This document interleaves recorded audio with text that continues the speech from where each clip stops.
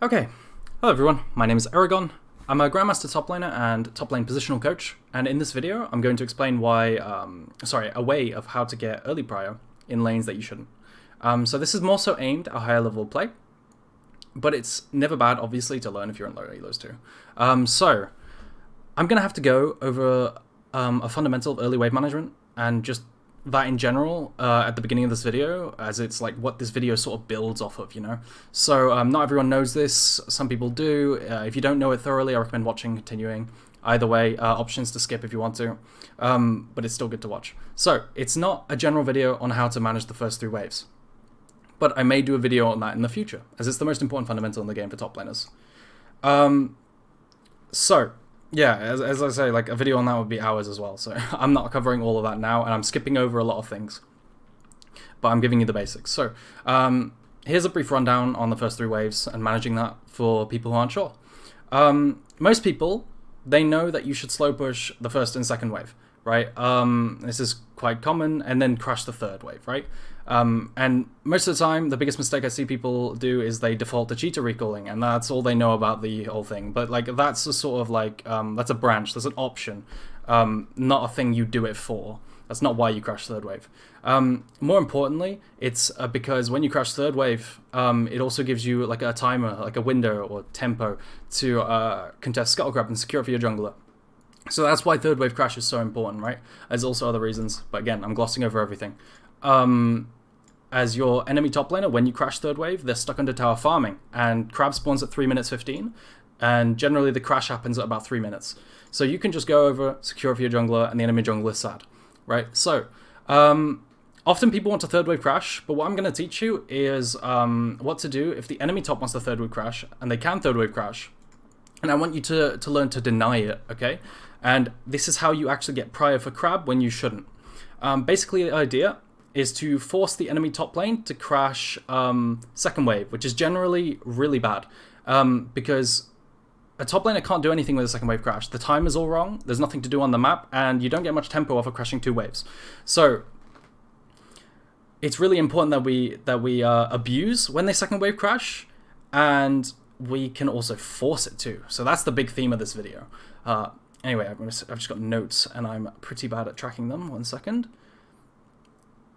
Yeah, so another reason that second wave crash is super bad is because when the enemy top laner crashes second wave, you actually get to hit the third wave first.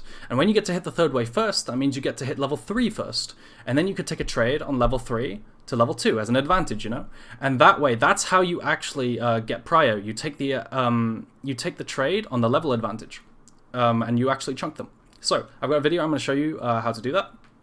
Afterwards, like I'm gonna help you visualize it, because I realize this is a big kind of knowledge bomb probably to a lot of people.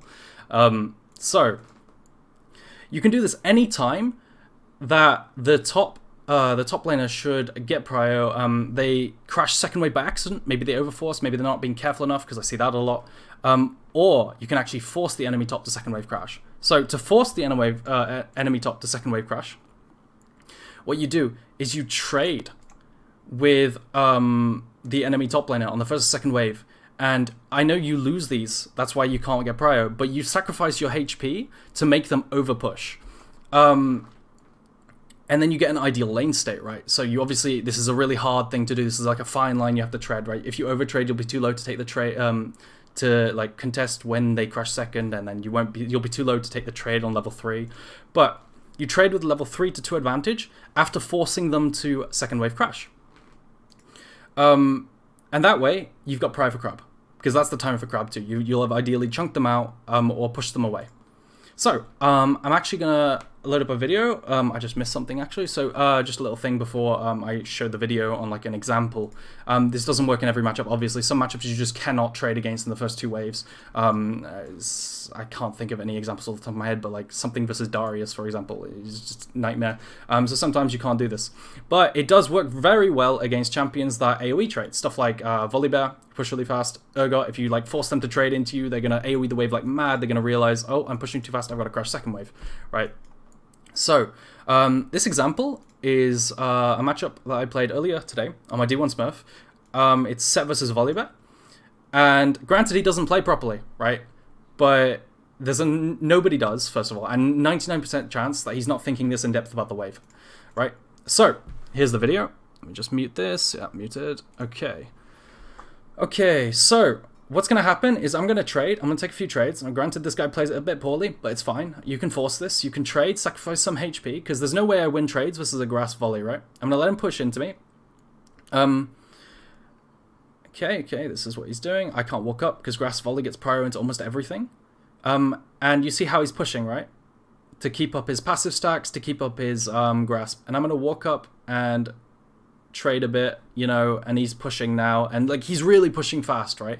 So I'm not just going to sit back and let him crash third. That's the big mistake I see everyone make. You can test it, and now he's pushing and he's realized, oh crap, I'm pushing way too fast, I've got to crash, okay?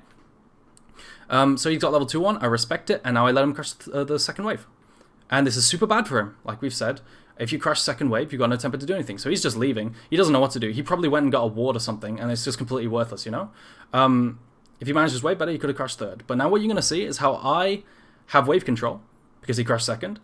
I'm actually going to ignore the bad CSing. I'm actually going to hit the wave first. See, this is the third wave. This is the second minion of the third wave. You hit level 3, and I'm going to rush that. And now when he comes up, I'm level 3 to his level 2. When he had full Prio, he has no reason to give me level 3 to 2, but that's because he overtraded and overpushed with his AoE, right? So now I'm going to run up to him, force a trade, and I have Prio. Level 3 to 2. In a matchup where I shouldn't, right? Because he can, like, in theory, just keep me pushed under a third wave crash and help his jungler, right? But he's absolutely fucked up. He just doesn't know, he probably doesn't even understand why he's been abused. And now we're going to win a fight off of it. And because of how Snowbally League is in it as a game, we're going to win Crab Fight from him being level 2 still. And this likely just translates to the game, you know? It's just over. And that's why this is really broken. So, I'm going to close that now. TLDR. This topic is really unbelievably long and complex, and I've had to gloss over so many details that I just can't go over in this short video, right? So what I will say is, I really hope the general message was understood in that you can force a second wave crash and that you can abuse a second wave crash, right? So they can accidentally do it, or you can force them to second wave crash, right? So I also want to stress the importance of securing a skull. In solo queue, there's an unbelievably long chain of events that can happen from a skull secure in the jungle role. And if you know how to do this now, all it takes is practice to implement it, you know? So, hope that helps everyone. Again, I'm a top lane positional coach. If you're interested in coaching, I'm just shamelessly plugging myself now. If you're interested in coaching, then my Discord link will be in the description down below. Thanks for watching.